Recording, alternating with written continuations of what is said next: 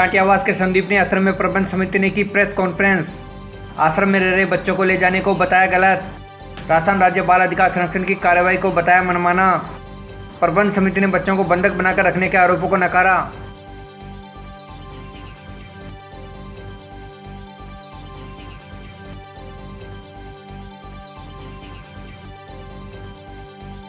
रामपुरा के सरकारी स्कूल में पढ़ते हैं सभी 29 बच्चे। सामाजिक सहयोग से संचालित की जा रही सभी गतिविधियां। सरकार से बच्चों को तुरंत संस्था को सौंपने की मांग की।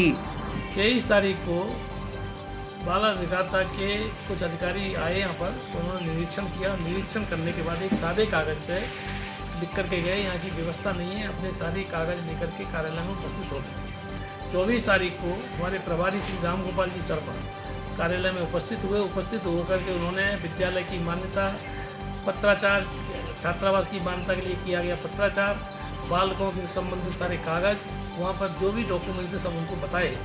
और बताने के बाद उन्होंने कहा ठीक है आप इसकी कार्रवाई करिए। और वहाँ वो संतुष्ट नहीं हो गए, उनके साथ मानसिक प्रताड़ना की गई। और उसके बाद 23, 24, 25 लगातार यहाँ के हमारे प्रभारी हैं रामजी लाल जी, उनके पास लगातार फ़ोन आते रहे, वहाँ के फ़ोन आते रहे, आपको यह ऐसा कर देंगे, वैसा कर देंगे।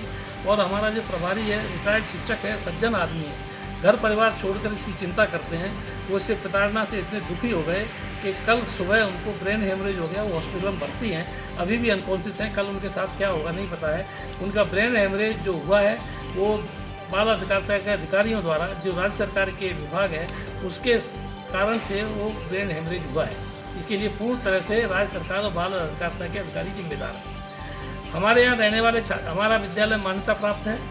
मान्यता में हमारा जो नियमावली है, संविधान जो बना है, उसमें छात्रावास चलाने की हमने अनुमति ली हुई है। रजिस्टर्ड संस्थाओं से रजिस्टर्ड संस्था है, इसलिए अलग से हमको मान्यता लेने की आवश्यकता नहीं थी। हमारे यहाँ सारे बच्चे परिवार के रहते हैं। बाल अधिकारिता में निराश्रित अनाथ बच्चे की कार्रवाई होती है। हमारे यहाँ रहने वाला कोई बालक अनाथ नहीं है। सबके परिवार की अनुमति, सहमति, उनके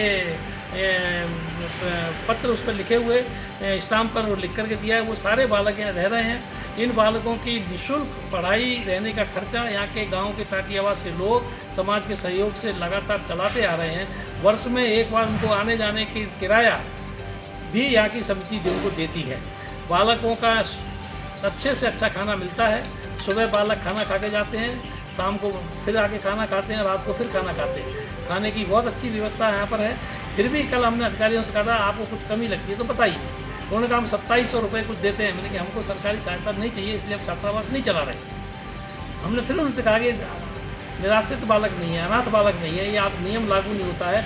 लेकिन हमारी बात को उन्होंने नहीं सुना। और जब वो बालकों को ले जाने लगे, स्थानीय समिति के लोग, गांव के लोगों ने विरोध किया, बस के आगे लेट गए। पुलिस ने बर्बर अत्याचार करते हुए, घसीटते हुए, लाठीचार्ज करते हुए सबको वहाँ से हटाया। लेकिन गांव वाले डटे रहे। अंत में कुछ अधिकारी आए, उन्होंने कहा कि उनकी समझाइश के बाद कल बालक को हम छोड़ देंगे यहाँ पे, आज तो हम ले जाएंगे। आयोग की अध्यक्ष जो आई थी, उनका सोच समझ कर सोची समझी योजना से आई थी और वो पूरी तरह से अपनी योजना बना के आई थी। जिस योजना के पीछे मेरा सीधा आरोप है कि यहाँ पर चलने वाली चर्च द्वारा संचालित एनजीओ और वामपंथी विचारधारा से संचालित एनजीओ, उनके पीछे, पर्दे के पीछे उनका हाथ था। और हमारा समाज कल्याण विभाग, ये सारे विभाग उनसे भयभीत रहते हैं, डरे हुए रहते हैं। उनके दबाव में आकर ये कार्रवाई की गई जो अनैतिक है, अवैध है, गलत है। हम राज्य सरकार से मांग करते हैं कि बालकों को जिस तरीके से लेके गए हैं, उन बालकों को यहाँ छोड़ जाएं। बालक अनाथ नहीं है, उनके अभिभावक यहाँ रहेंगे। तो यहाँ के समिति के लोग हैं, यहाँ के अध्यक्ष हमारे ठाकुर भवानी सिंह, वो अभी यात्रा पर गए हुए हैं। कोषाध्यक्ष हमारे यहाँ कुमावत जी बैठे हुए हैं, सोरेन साहब बैठे हुए हैं। यहाँ पर सब लोग सुबह शाम चिंता करते हैं। इस गांव के लोग किसी भी फंक्शन में, शादी ब्याह में, मांगलिक कार्यों में बच्चों को आते हैं, खिलाते हैं। गांव वाले गांव में बच्चे जाते हैं, गांव में हिल मिल के रहते हैं। एक अच्छी शिक्षा उनको दी जा रही है जो उनको उनके गांव में उपलब्ध नहीं है। कल का कृत्य शर्मनाक है। हमने बहुत मांग की कि आप हमें कागज़ दीजिए, किस अधिकार पर कार्रवाई की है। हमें कोई कागज़ नहीं दिया गया। इस पर भी 1 घंटे तक यह काफ़ी लोगों से माथाफोड़ी होती रही। हमने कहा हमें नियम बताइए, किस आदेश के तहत लेकर के आए। उन्होंने कोई नियम हमको दिया नहीं, किस आदेश का तो लेके हमको पता नहीं है। अंत में जब गांव वाले सब लोग अड़ गए तो वहाँ के एक अधिकारी ने जो लिख करके दिया है, ये सरकारी कागज़ इसको मानते हैं क्या?